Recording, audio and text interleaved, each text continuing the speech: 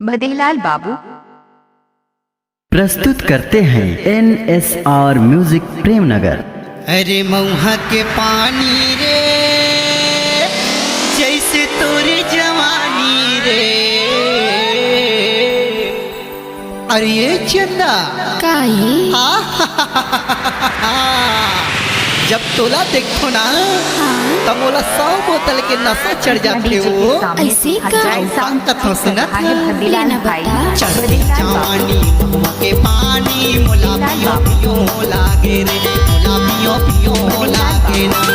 चढ़ती जवानी महुआ के पानी मोला पियो पियो लागे रे, मोला पियो पियो लागे ना।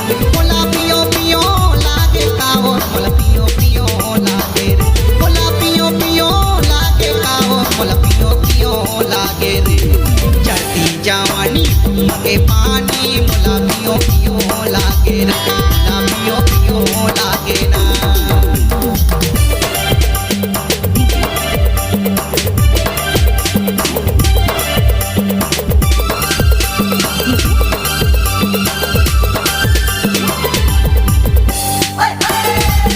डीजे भद्देलाल बेगा एक्सक्लूसिव, डीजे भद्देलाल बेगा एक्सक्लूसिव।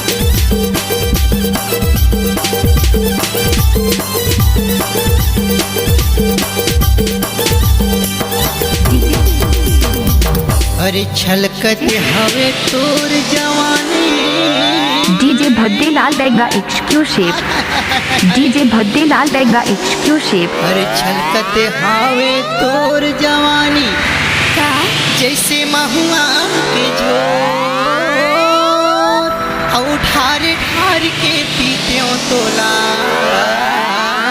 कृपया डीजे के सामने से हट जाए, साउंड चेक कर रहा है भद्देलाल भाई। चाचा चढ़ती जवानी के पानी मोला पियो पियो लागे रे, मोला पियो पियो लागे ना।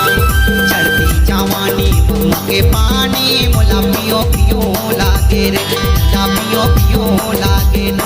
मोला पियो पियो लागे काओ, मोला पियो पियो लागे रे, मोला पियो पियो लागे काओ, मोला पियो पियो लागे रे। चढ़ती जवानी के पानी मोला पियो पियो लागे रे, मोला पियो पियो लागे ना।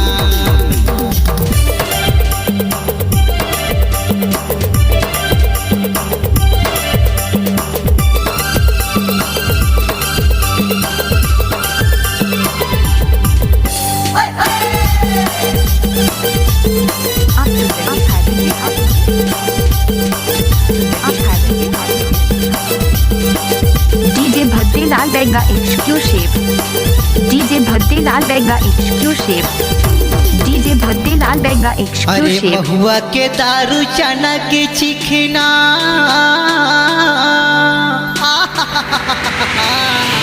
अरे महुआ के दारू चना के चिखना अच्छा जैसे भारे तोर जवानी। आओ घेरी बेरी में पियत रहते हो, कृपया डीजे के सामने से हट जाए, पिया साउंड दे चेक कर माया रहा है के भद्देलाल भाई। पानी। ले पी लेना डीजे के राजा। सामने चढ़ती से हट जाए, जवानी साउंड महुआ के पानी मोला पियो पियो लागे रे, मोला पियो पियो लागे ना। चढ़ती जवानी महुआ के पानी मोला पियो पियो लागे ना, मोला पियो पियो लागे ना। मोला पियो पियो लागे कावो, मोला पियो पियो लागे ना। मोला पियो पियो लागे कावो, मोला पियो पियो लागे ना। चढ़ती जवानी महुआ के पानी मोला पियो पियो लागे रे, मोला पियो पियो लागे ना। चढ़ती जवानी महुआ के पानी मोला पियो पियो लागे ना। मोला चुमो चुमो लागे ना, मोला धरो धरो लागे ना, मोला चुमो चुमो लागे ना, मोला पियो पियो लागे ना। अगर आपकी आवाज में है जान तो हम देंगे आपको नई पहचान। तो चले आइए NSR music audio video studio Premnagar, जिला सूरजपुर। मोबाइल नंबर 9977876868 एवं 90098